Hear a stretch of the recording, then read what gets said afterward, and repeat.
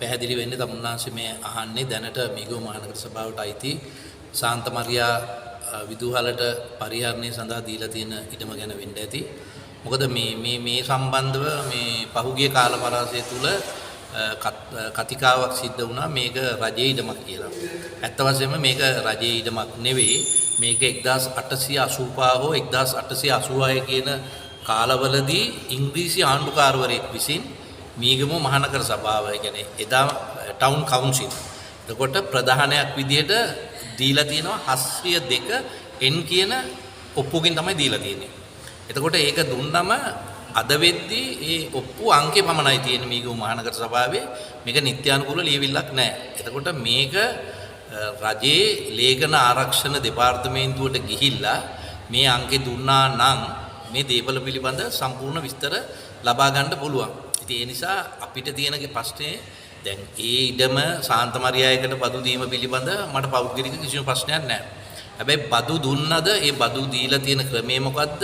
ඒකෙන් නගර සභාවට වෙලා තියෙන ප්‍රතිපාදනයේ කුමක්ද?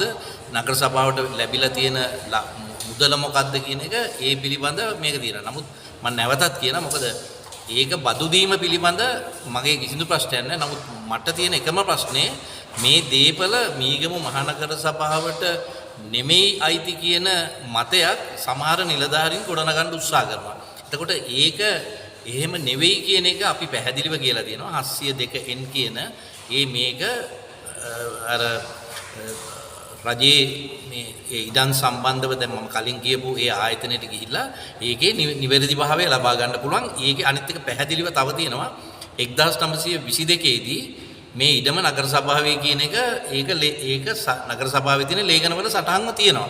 එතකොට ඒ වගේම තමයි දැන් තමුන්නාංශ කතා කරපු තැබෑරුම් වත්ත ඒක ඒ කාලේ මුදලක් සල්ලි දීලා ගත්තු ඉඩමක්. එතකොට මම හිතන්නේ දැනට ඒකේ අක්කරයකට ආසන්නව තියෙනවා ඒක. එතකොට නගරේ මැද තියෙන්නේ. එතකොට එක්කෝ ඒක දැන් අපි දන්න විදිහට දැන් මම කලින් කිව්ව විදිහට ඒ තැබෑරුම් වත්ත. ඊට පස්සේ දැන් ඔය මම කියපු අක්කර දෙකයි රූට් එකයි පර්චස් 11 කියන ඒවකට හිටපු නගරාධිපතිතුමා සරත් ගුණරත් මහත්තයා ගත්තු ඒ ඉඩම. මම කියන්නේ අපිට පුළුවන් කෙලින්ම දැන් නගර සභාව සහ පෞද්ගලික ආයතනයක්. මම ඕක මගේ කාලේ මම කරන්න ක්‍රියාත්මක කරන්න ගියා මට ඒක බැරුව ගියා.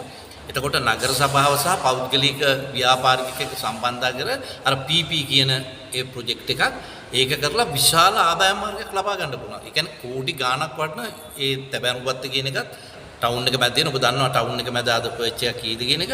ඉතින් මම කියන්නේ මේ පේන්න තියෙන දේවල් කෙනෙකුට කියන්න පුළුවන් ඒ තමුන්ගේ කාලේ කරන්න බැරුව ගියාද කියලා. ඉතින් අපේ කාලේ කරපු නැති නිසානේ අද ඒගොල්ලන්ට බලයක් දීලා තියෙන්නේ. එතකොට දැන් ඒ බලය දීලා තියෙනවා නම් ඒගොල්ලෝ අපි විවේචනය නොකර ඒගොල්ලන්ට ඒක කරන්න පුළුවන්කම තියෙන්න ඕනේ. කනගාටුවට තියෙන්නේ විපක්ෂයට මේවා පෙන්වන්න දැනුමක් නැහැ.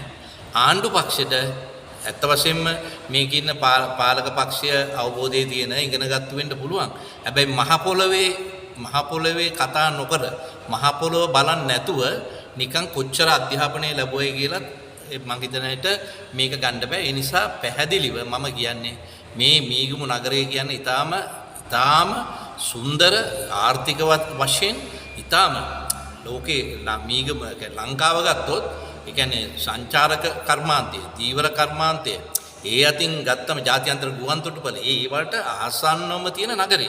එතකොට මේ නගරයේ ආදායම හොයනවයි කියන එක පොඩි දෙයක් නෙමෙයි. නමුත් මම කියන්නේ නගරාධිපතිවරයා වශයෙන් වර්තමාන නගරාධිපතිවරයා දැනගන්න ඕන අඩු ගානේ මේ මීගමේ ඉන්න දැනුගත් මේ විෂය පිළිබඳ දන්න අය කැඳලා ඒගොල්ලන්ගේ උපදෙස් අරගෙන අපි කොහොමද මේ අලුත් ආදායම් මාර්ගයකට යන්න වෙනවා. මොකද එසේ නොගියොත් ඕගොල්ලන්ටම ලයිට් එකක් දාගන්න බැරුව යනවා. ඕගොල්ලන්ට පාරක් දාගන්න බැරුව යනවා. ඔයාලගොල්ලන්ට කානුවක් දාගන්න බැරුව යනවා. ඒ නිසා අපිට අදහස් දෙන්න කියලා එවැනි විෂය දැනුම තියෙන අය කැන්දලා සාකච්ඡාවක් කරන්නවත් එතුමා නිහතමානීද කියන එක මට ප්‍රශ්නයක්. හැබැයි ඒ වෙනි අවස්ථාවක මම හිටපු නගරාධිපතිවරයා වශයෙන් මගේ දේශපාලනේ මොනවා වුණත් මම සම්පූර්ණ සහාය දෙන්න කැමැත්ත ප්‍රකාශ කරලා තියෙනවා.